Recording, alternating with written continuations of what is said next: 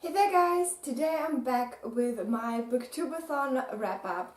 So maybe you have seen the vlogs already, then this is not all new to you, but I wanted to do a quick wrap-up video where I talk about the books that I have read, where I talk about the challenges that I have successfully done, and where I talk about my reading stats again, just in a complex kind of video. So if you want to see that, then I hope you enjoy watching this. So I think I want to talk about these books in the order of the challenges rather than in the order that I've read them, because I did read a lot of books at the same time and I don't really think that it is important when I finished them, to be honest. So let's start with the first challenge, which was to start with the book that you chose because of a coin toss. So that book for me was Secrets of Stylists, and this is a book that talks all about the business of being a stylist, how to become a stylist, and some fashion faux pas and some style icons and stuff like that. So this is probably a valuable resource if you want to become a stylist, since that is not what I have planned for my life. This was kind of a waste for me. I would give this book around 3 stars. It is quite nice. I mean, it looks nice, it has lots of lovely pictures inside, but the content wasn't what I was expecting. I'd rather have a book that explains stuff about actual styling, like how you can pump up an outfit or something like that, or maybe some things that you should never do. So that is what I wanted from this book, and it didn't have any of that. Now you could see some celebrities that were like style icons, and also some celebrities that, you know, had a big misstep in their career or something like that, but it was not helpful in the way of how I, as a normal woman, could style. So overall, I read 168 pages in this book, and I finished it on the last day of BooktubeAthon because I had spread it out throughout the whole week. The next challenge was to read a book with something in it that you would like to do, and for me that is The Cozy Tea Shop in a Castle, which is about a girl called Ellie who moves out into a small town to work in the tea shop of a castle. Now I've always dreamed of having my own little reading cafe, so this was kind of fitting for the challenge. Overall, I read 386 pages of this book, spread out over 5 days of BooktubeAthon, and I finished this one on Friday. Now, I would give this book around 3, maybe 3.5 stars. I enjoyed the beginning, but the ending was way too sugary sweet for me. There was all this, you know, happily ever after stuff that I just don't like in books, and yeah, all in all, I think this kind of genre just isn't for me personally, but it was cute, and I can see that people who like this kind of fluffy stuff would enjoy this book. The next challenge was to read a book to movie adaptation, and for that I've read The Little Prince, and I also watched the movie adaptation, which I think came out in 2015.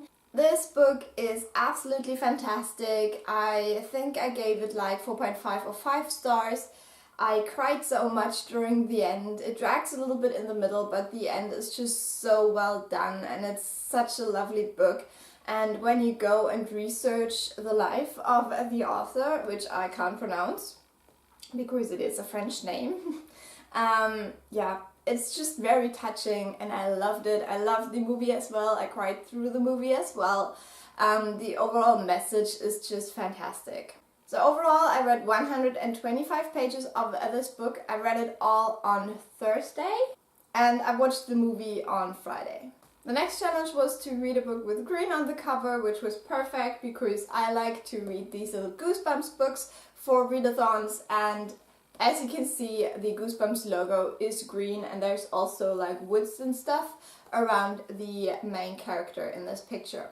I did enjoy this book. I think I gave it around 4 stars. It's not my favorite in the series, but I think it's one of the better ones. I do enjoy these a lot, so this one, I should say, in English is called Why I'm Afraid of Bees. And yeah, this has a little bit of a sci-fi element to it. and it's not really that creepy, scary, like with ghost stories or stuff like that. It's more like weird sci-fi, and then this kind of feeling that, you know, there's no way you can get out of this situation. So I think this was very interesting, kind of a interesting concept, and not something that you've seen before like 1 billion times. I would say this is slightly inspired by The Fly. Overall, I read 119 pages of this, and I read it all on Friday.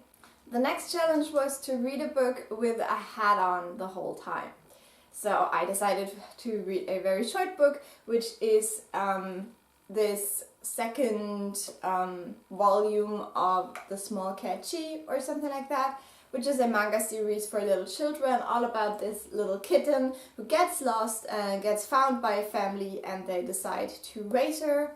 And it's all about how she is just exploring the world and doing mistakes and stuff like that, and learning something new every day. It's super cute, super adorable, and yeah, I wore a hat while reading this. But there I gave this like maybe 3.5 stars. Yeah, it's just really cute and adorable, but nothing life-changing. Overall, I read 159 pages of this, and I read it all on Wednesday. The next challenge was to read a book with a beautiful spine, and for that I chose The Adventures of Tom Bombadil, which is overall a gorgeous book, and it's very interesting because in the book they explain the cover as well, because with this collection you can see that there is this weird line, and the reason for that is that this is the original cover that was designed for The Adventures of Tom Bombadil. But when they were done designing this, Tolkien said that it's pretty dumb that Tom Bombadil himself is on the back and this is on the front.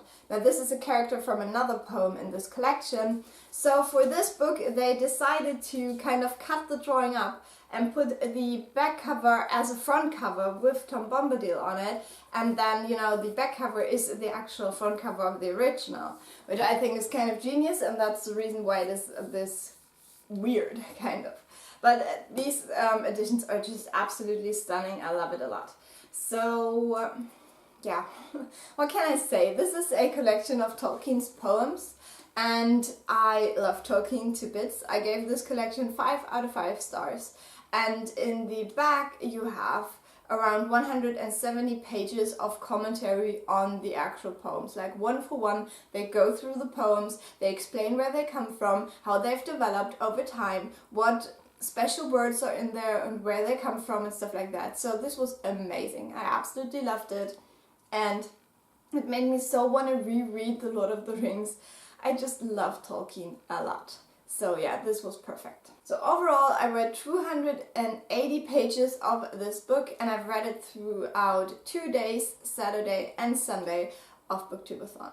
Last challenge, as always, was to read 7 books. So I chose this one as my 7th book, and this is Charlie Bone and the Castle of Mirrors. So this is Charlie Bone and the Castle of Mirrors. This is the 4th book in the Charlie Bone series, and I read this with my friend Sabrina over at Look at My Books, and yeah, we did a little bit of a buddy read, and we decided to read about 50 pages of it each day. So yeah, this was fun. I do like the Charlie Bone books. I think I gave this one around 3.5 stars because I wasn't too happy with the ending. I felt like everything was resolved rather quickly, and there were a lot of things that I had so many questions about, and they were not answered, or not answered in a way that I could really live with it. So I will definitely continue on with this series. Overall, I read 319 pages of this book, spread out through 6 days of BooktubeAthon. So we started it on Monday and finished it on Saturday. So throughout the BooktubeAthon I also listened to quite a bit of my audiobook, which is My Plain Jane. I've been listening to it for a while and I'm almost finished now.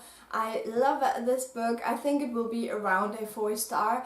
I think my Lady Jane was a lot better still, but it is very entertaining and it's really picking up now. So yeah, I'm loving this audiobook. Overall, I've listened to 195 minutes of my audiobook during the week, but this doesn't count to any challenge or anything.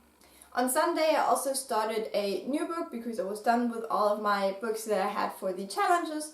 So I decided to start this one. This is called And the Mountain Echoed in English, and it's by Khaled Hosseini, and I love this author. I have read 2 of his books before. This is the 3rd one that he published, and I've read 53 pages of this during BooktubeAthon, and yeah, so I can't really say too much about it yet, but I can tell you that I've cried throughout the 2nd chapter already. So yeah, this is going to be an emotional read.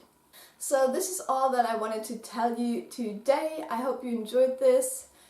For reading stats, all in all, I read 1,609 pages during BooktubeAthon, which I know is not a lot, but for me it is. So I've heard people complain about people choosing like smaller books, especially for BooktubeAthon, but I don't think that's an issue because, these are still books that I really wanted to read, that I already had on my shelves, and I think it is good to set goals that you can actually achieve instead of setting all these huge goals and then not read even 2 of your books.